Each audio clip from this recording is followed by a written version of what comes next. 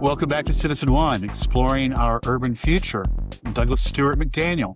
And today, I want to tell you a little bit about my neighborhood here in Barcelona. Not the Barcelona of postcards, not Antoni Gaudí's spires of La Sagrada Familia dissolving into the sky, or the wider geometry of the Eixample, or the Gothic Quarter all dressed up for tourists. Those places are real and they matter, but they are not where cities do a lot of the actual work. The place I want to talk about is El Raval, specifically a district of about 1 square kilometer that sits just west of the Rambla and runs from Plaça de Catalunya down toward the port. With a population of 48 to 50,000 people, that density is extremely high by European standards and on par with the density of places like Dhaka.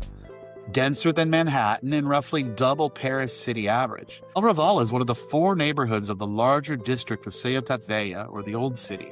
And here's some interesting numbers. It's more than 55% foreign-born, with many from Pakistan, Bangladesh, the Philippines, Morocco, India, Italy, Colombia, Uruguay, Peru, and Honduras. In the early 20th century, it was called Barrio Chino, or Chinatown. Today, it's sometimes informally called Little Pakistan because of the concentration along Carré de l'Hospital and surrounding streets. Religiously and culturally, you'll find multiple mosques, South Asian groceries and electronic shops, Filipino Catholic networks, North African cafes, longtime and elderly Catalan and Spanish residents, and a heavily transient EU creative class and university population, along with growing short-term rental tourist turnover pressure. El Raval is not just diverse, it's vertically layered. On 5 floors in one building, you may have an elderly Catalan widow, a Pakistani shopkeeper family, students and digital nomads, undocumented laborers, short-term Airbnbs, and that stacking creates a rich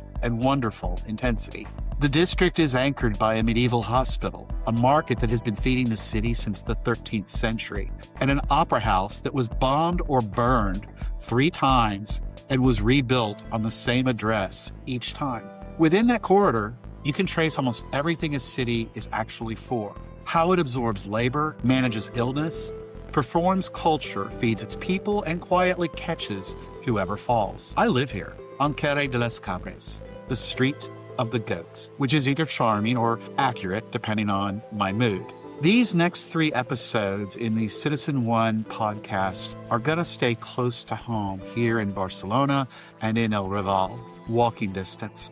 A few blocks in each direction with some side trips of a couple of kilometers. That's a deliberate constraint because I've come to believe that cities reveal themselves most clearly at close range, around obscure addresses and modest street corners, not at their monuments. The monuments tell you what a city wants you to think about it.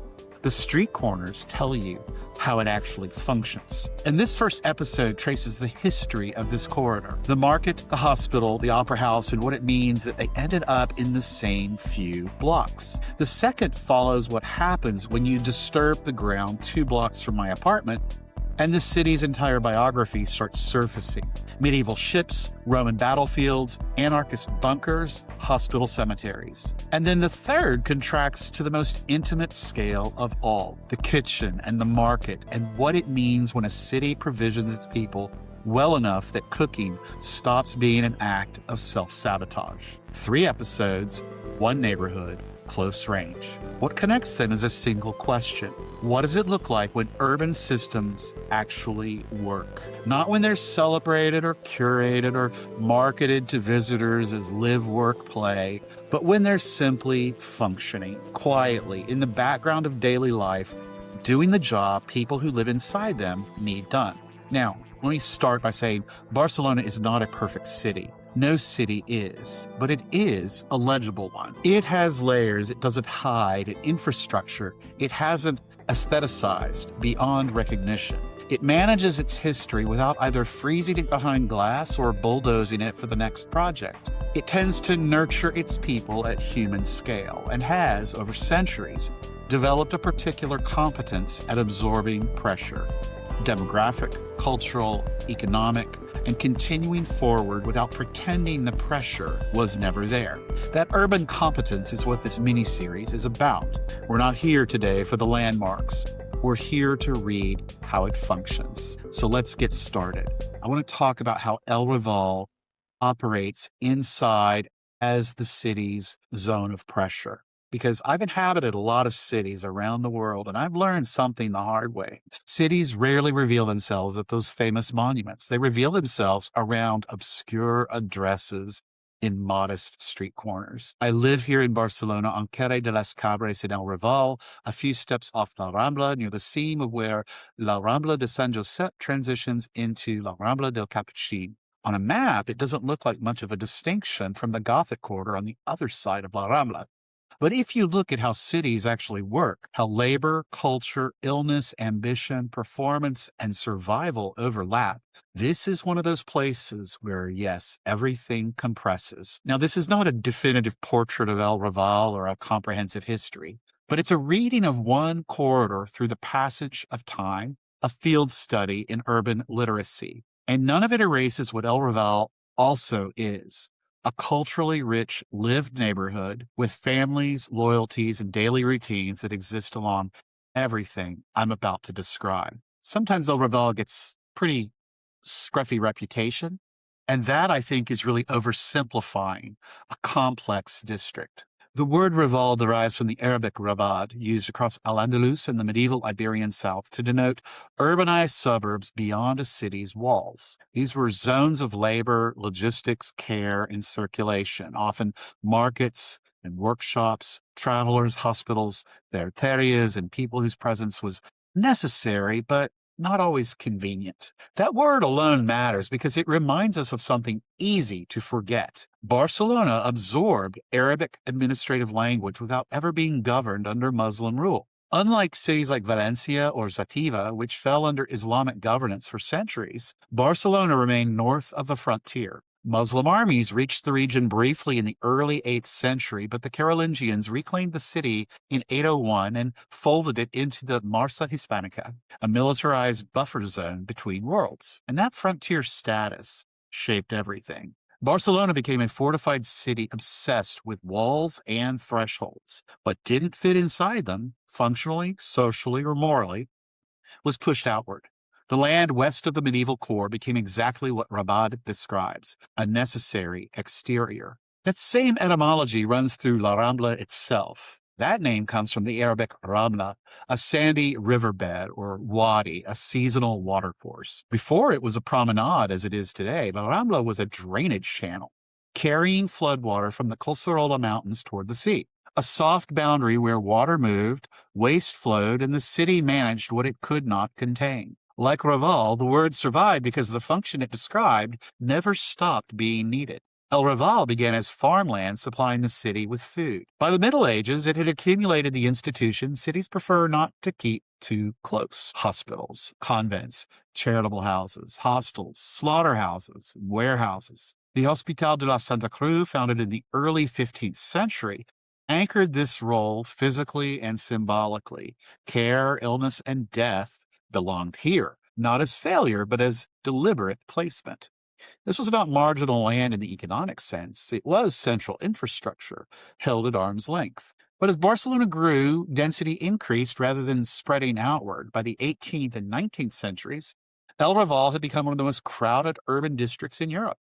Industrialization didn't invent the neighborhood's role. It intensified it. Workshops replaced gardens, tenements replaced hostels, labor stacked vertically because proximity mattered more than comfort. But make no mistake, El Raval was never a failure. It was an early form of urban planning, honest enough to say what it was doing. Modern urban language tends to moralize neighborhoods like this. It describes them as problems to be solved, reputations to be corrected, zones to be cleaned up. That framing misses the point. El Raval was never an aberration in Barcelona's development. It was the city's cultural and economic release valve, the place where pressure went so the rest of the city could function as if there were none. Cities survived by externalizing pressure into places designed to absorb it. El Raval did that work for centuries. It housed the arriving, the laboring, the sick, the rehearsing, the failing, and occasionally the ascendant. And we'll get to that. Once you see El Raval as a system rather than a stigma, the map changes. The neighborhood stops being abstract and starts becoming spatial. You can trace its logic block by block. And if you follow where food enters, where illness concentrates, labor gathers, and where culture performs, you end up in one very specific corridor. So I want to talk about this axis between the Liceo, the Opera House, the old hospital, and the axis around the Boqueria. Because cities don't operate evenly, they operate along such corridors. My street, Calle de las Cabres, which literally cuts through the Boqueria, is one of those tiny little pedestrian corridors. It's no grand axis in the Haussmannian sense. It's a functional one, tight little knot where food, illness, labor, and performance have intersected for centuries. And just 20 meters from my door sits the famous Mercat de la Boqueria, whose origins as an open-air meat market date to at least the early 13th century. Long before it was roofed or aestheticized, this was where livestock entered the city and food was processed at scale. Markets like this demand proximity to labor, transport routes, and waste disposal. They generate noise, smell, and early morning movement, activities cities historically push to the edges of acceptability. On the opposite corner of my street lies Carrer de l'Hospital, named for the Hospital de la Santa Cruz. For centuries, it was Barcelona's primary site for treating the sick, injured, poor, and displaced. Today, its former wards house the Biblioteca de Catalunya, a site once dedicated to bodily care, now responsible for the city's memory. The hospital's admissions registers list laborers, porters, market workers, sailors, and actors, and dancers, and writers, and domestic servants, and architects, most giving addresses in the surrounding streets. Hospitals are magnets, not just for patients, but for those surrounding lodging houses and tavernas and informal care networks and families living one injury away from collapse. Then there is the Gran Teatro del Liceo, opened 3 blocks down on the Raval side of La Rambla in 1847. Its placement was not cultural happenstance. The Gothic Quarter was already getting saturated, and opera required what neither it nor the Elborn district nearby could offer at scale: space, flexible parcels, late hours, workshops, rehearsal rooms, and a dense labor pool willing to live irregular and chaotic lives. El Raval already operated on that chaotic logic because the Liceo was volatile. Crowds, politics, fire risk, constant backstage labor. It burned almost completely in 1861, was rebuilt, then burned again in 1994. And a century before, in 1893, an anarchist bomb killed 20 audience members during the second act of Guillaume Tell, an opera, not incidentally, about rebellion against authority. The building survived each time. The address never changed. And that persistence tells you everything. The Liceo was placed here because this corridor could absorb spectacle and risk without destabilizing the city's symbolic core. Opera did not civilize this district. The district made opera possible. Map these 3 institutions together: the market, the hospital, and the opera, and you see a maximum throughput zone for food, care, culture, and labor. You could wake before dawn to work at the market, be carried to the hospital when you're injured, rehearse near the Liceo, and walk home after midnight, all without leaving a few blocks. That's not chaos, that's logistics. This is why the area generated so much documentation. Police reports, hospital admissions, tax rolls, newspapers. When activity concentrates, paperwork follows. El Raval became legible to the state precisely because it was so indispensable. Now, this is not the romantic heart of Barcelona, but it is an important circulatory system. And living here means living inside the flow rather than observing it from a distance. Now, I want to jump to some of the people who passed through here. And this is not a who's who, because streets like these don't collect famous people after success. They collect people before those outcomes are decided. But in the late 19th and early 20th centuries, the streets radiating off La Rambla, Carrer de l'Hospital, Carrer Nou de la Rambla, Carrer de Joaquín Costa, or Carrer de Sant Pau, formed a dense lattice of those lodging houses, rented rooms, workshops, cafes, and informal studios. And they weren't necessarily permanent addresses for people with options or money. They were temporary footholds for lives still in motion. Municipal padron records from this period show high turnover, residents staying for months or a few years rather than decades. Occupations repeat more reliably than names. Birthplaces range widely, reflecting internal migration from rural Catalonia, Valencia, Aragon, and later southern Spain. Stability in the modern sense was rare. Proximity was everything. And this is the environment Pablo Picasso entered when he arrived in Barcelona at the turn of the 20th century. His best documented residents were elsewhere, but his daily working geography early on extended directly into this corridor. Early, cheap studios, cafes, and lodgings clustered around Carrer de l'Hospital, dense with artist workshops and informal exhibition spaces. This ecosystem likely fed what became his blue period, an artistic phase shaped less by inspiration than by proximity to poverty, illness, and transient lives. But make no mistake, Picasso was not exceptional. He was typical. This lower Rambla edge was a magnet, not because it was romantic, but because it was workable. Artists and performers came here before they had outcomes, when they needed cheap rooms, late hours, flexible arrangements, and a network that didn't ask too many questions. If the Eixample was promising stability and clean geometry, this corridor offered something more useful: access to audiences, to labor, to cafes, to rehearsal spaces, to the city's raw material. Just a short walk down Carrer Nu de la Rambla stands Palau Güell, designed by Gaudí and completed in 1888.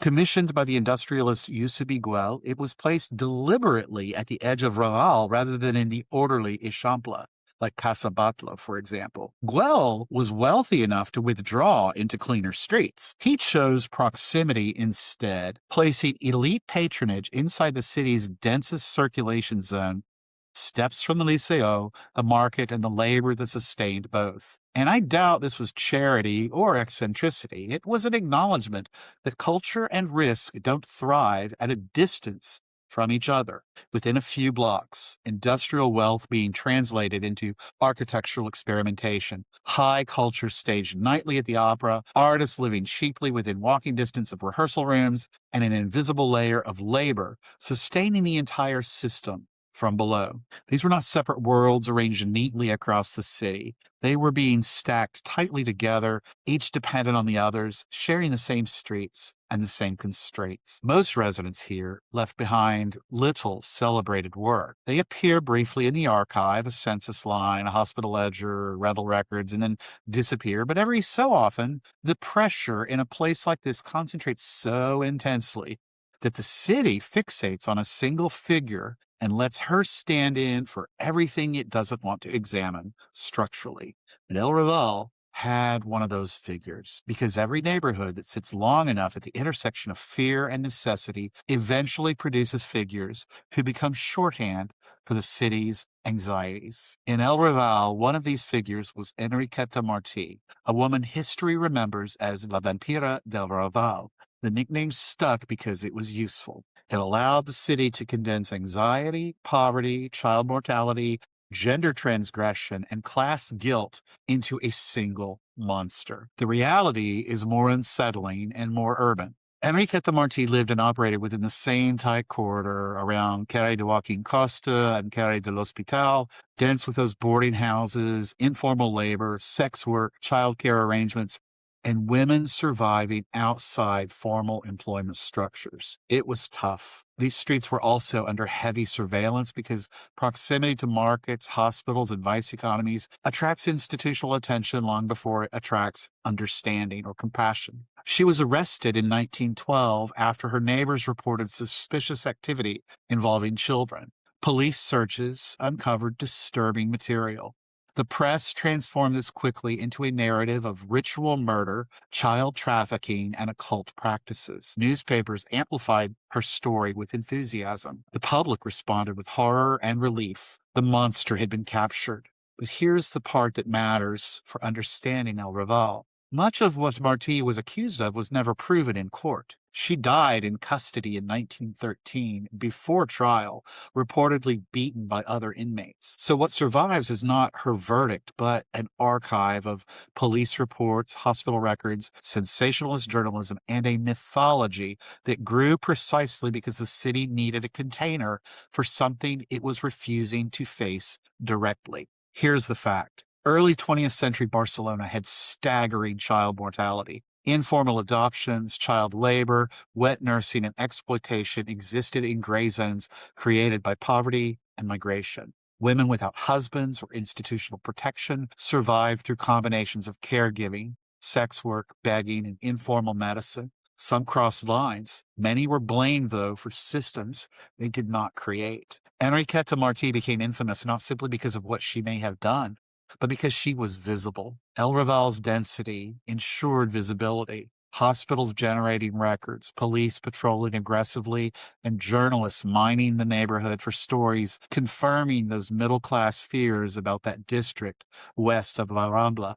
Same surveillance that makes this area legible to historians also made it vulnerable to moral panic. Calling Enriqueta Martí a vampire solved several problems at once. It turned structural urban failure into individual evil. It transformed class anxiety into Gothic theater and reassured respectable Barcelona that the danger had a face and that it didn't look like the city itself. But from an urbanist perspective, Martí is not an anomaly. She's an artifact, produced at the intersection of extreme density, informal economies, gendered survival, aggressive surveillance, and a press eager to simplify complexity. Remove any one of those factors, and her story collapses. And maybe that's why she still haunts El Raval, not because she was unique, but because she forced a question cities rarely ask honestly. What kinds of lives do we make inevitable, and who do we blame when they become unbearable? El Raval didn't create a monster.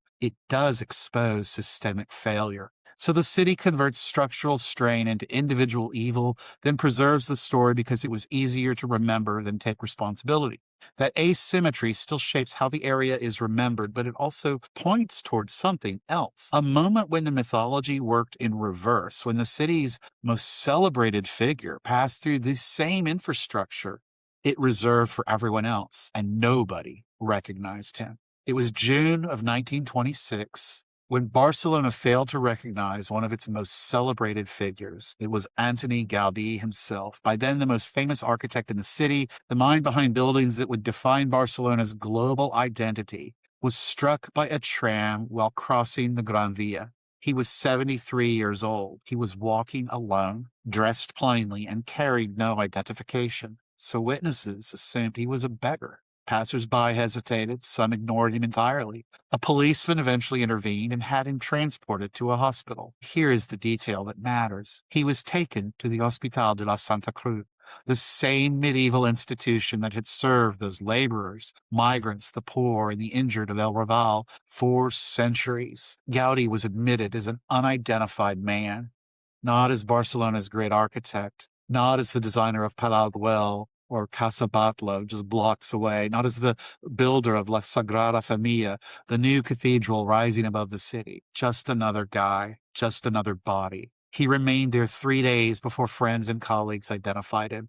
By then, it was too late. He died on June 10th, 1926, in the hospital that quietly absorbs the city's invisible lives for generations. This isn't trivia. It's a precise illustration of how cities often work.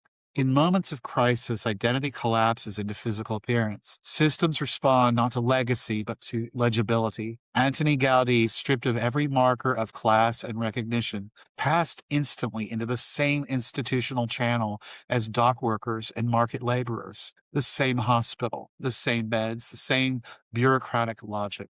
And now for decades, critics have framed El Raval as a place of disorder or moral failure. A lot of the realtors here in Barcelona will make TikToks pointing at it's not a neighborhood you want to live. But when the city's most celebrated architect is reduced to anonymity, this is the neighborhood in which he landed, not a private clinic or a bourgeois enclave. In the city's oldest public hospital, embedded in the very district it spent so long surveilling and disavowing. Gaudí's death doesn't reveal an irony, it reveals a consistency. El Raval was never the city's perimeter or outside, it was its safety net. When systems fail, when identities blur, when lives fall suddenly out of narrative, cities rely on places like El Raval to catch the consequences. The city builds monuments elsewhere to tell cleaner stories, but the record remains.